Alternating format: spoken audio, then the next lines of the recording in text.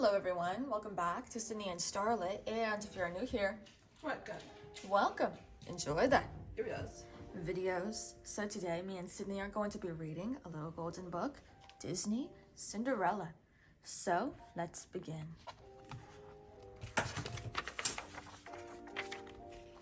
Once upon a time, in a faraway kingdom, there lived a widowed gentleman and his lovely daughter, Ella. Ella was a beautiful girl. She had golden hair, and her eyes were as blue as forget-me-nots. The gentleman was a kind and devoted father, and he gave Ella everything her heart desired, but he felt she needed a mother. So he married again, choosing for his wife a woman who had 2 daughters. Their names were Anastasia and Drizella. The gentleman soon died. Then the stepmother's true nature was revealed. She was only interested in her mean, selfish daughters. The stepmother gave Ella a little room in the attic, old rags to wear, and all the housework to do. Soon, everyone called her Cinderella because when she cleaned the fireplace, she was covered in cinders. But Cinderella had many friends. The old horse and Bruno the dog loved her. The mice loved her too. She protected them from her stepmother's nasty cat, Lucifer. 2 of her favorite mice were Gus and Jacques. Cinderella was kind to everyone, even to Lucifer. But Lucifer took advantage of her kindness. Lucifer liked to get Cinderella in trouble. One morning, he chased Gus onto Anastasia's breakfast tray. She screamed and blamed Cinderella. "Come here," the stepmother said to Cinderella. "The windows, wash them, then scrub the terrace, sweep the halls, and of course, there's the laundry." In another part of the kingdom, the king was worrying about his son. It's high time he married and settled down, he told the Grand Duke. "But sire," said the Grand Duke, "we must be patient." "No buts about it," shouted the king. "We'll have a ball tonight. It will be a very romantic. Send out the invitations." When the invitation arrived, Cinderella's stepmother announced, "There's a ball in honor of the prince. Every eligible maiden is to attend." "That means I can go too," Cinderella said. "Well, I see no reason why you can't," the stepmother replied with a sly smile. "If you get your work done and if you can find something suitable to wear." Cinderella had hoped to fix her old party dress, but Anastasia and Drizella wanted her to help them instead. The stepmother kept her busy too. Cinderella worked hard all day long. When she finally returned to her little attic room, it was almost time to leave for the ball, and her dress wasn't ready. But the loyal mice had managed to find ribbons, sashes, ruffles, and bows. The mice had sewn them to her party dress, and it looked beautiful. The stepsisters shrieked when they saw Cinderella. "They're my ribbons! That's my sash!" They tore her dress to shreds. "Come along now, girls," said the stepmother, and they left Cinderella behind. Cinderella ran into the garden. She wept and wept. Suddenly, a hush fell over the garden, and a cloud of lights began to twinkle and glow around Cinderella's head.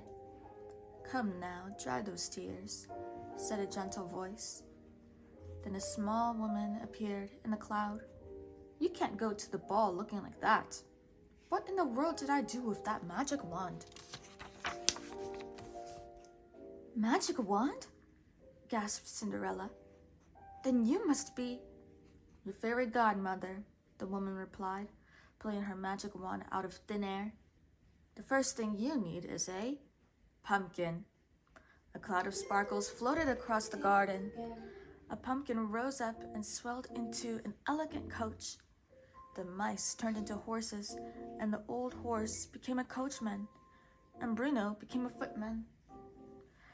"Well, hop in, my dear," said the woman. "But my dress," said Cinderella. The fairy godmother looked at it. Good heavens! With a wave of her wand, she turned the rags into an exquisite gown. On Cinderella's feet were tiny glass slippers. You'll have only till midnight, the fairy godmother said. At the stroke of 12, the spell would be broken, and everything would be as it was before. Cinderella promised to leave the ball on time.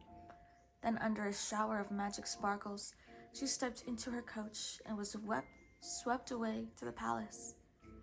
When Cinderella arrived at the ball, the prince was yawning with boredom. Then he caught sight of her. Ignoring everyone else, the prince walked over to Cinderella. He kissed her hand and asked her to dance. They swirled off across the ballroom. The prince didn't leave Cinderella's side all night. They danced every dance together. As the lights dimmed and sweet music floated out into the summer night, Cinderella heard the clock begin to chime. Oh, goodness, she gasped. It's midnight. I must. Goodbye. Wait, come back, called the prince. I don't even know your name. Cinderella hurried down the palace steps. In her haste, she lost one of the glass slippers, but she had no time to pick it up. She leaped into the waiting coach. As soon as the coach went through the gates, the magic spell was broken. Cinderella found herself standing by the side of the road, dressed in her old rags. On one foot, she still wore a glass slipper. Horse. The coachman was an old horse again, and her footman was Bruno the dog. Her coach was a hollow pumpkin, and her horses were 4 of her mouse friends. They looked sadly at Cinderella. They all hurried home. They had to be back before the others returned from the ball. The next day, the stepmother told the girls that the Grand Duke was coming to see them. He's been hunting all night for that girl, the one who lost her slipper. That girl shall be the prince's bride. Cinderella smiled and hummed a waltz that had been played at the ball. The stepmother became suspicious. She locked Cinderella in her room. Gus and Jacques had a plan to help Cinderella. While Anastasia and Drizella tried to squeeze their big feet into the little glass slipper, the 2 mice sneaked into the stepmother's pocket. They got hold of the key, tucked it upstairs, and unlocked the door. Cinderella rushed downstairs to try on the glass slipper. May I try it on? Cinderella asked. The wicked stepmother fumed. She tripped the footman who was holding the glass slipper.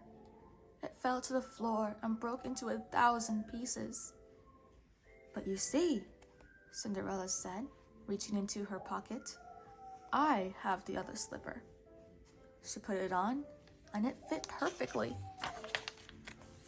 From that moment on, everything was a dream come true. Cinderella went off to the palace with the happy Grand Duke. The prince was overjoyed to see her, and so was the king. Cinderella and the prince were soon married. In her happiness, Cinderella didn't forget about her animal friends. They all moved into the castle with her. Everyone in the kingdom was delighted with the prince's new bride, and Cinderella and the prince lived happily ever after. That is the end. So that is it for today, everyone. I really hope you all enjoyed it, and we'll see you all next time. Bye bye. Pick out your favorite page. My nail polish matches her dress.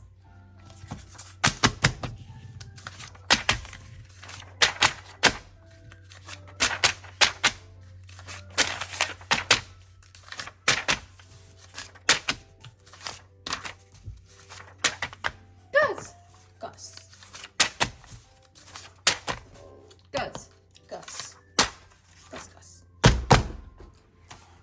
That's a great page. That's my favorite page too. Who's your favorite character? Gus. Gus. He's iconic. Bye bye. Gus.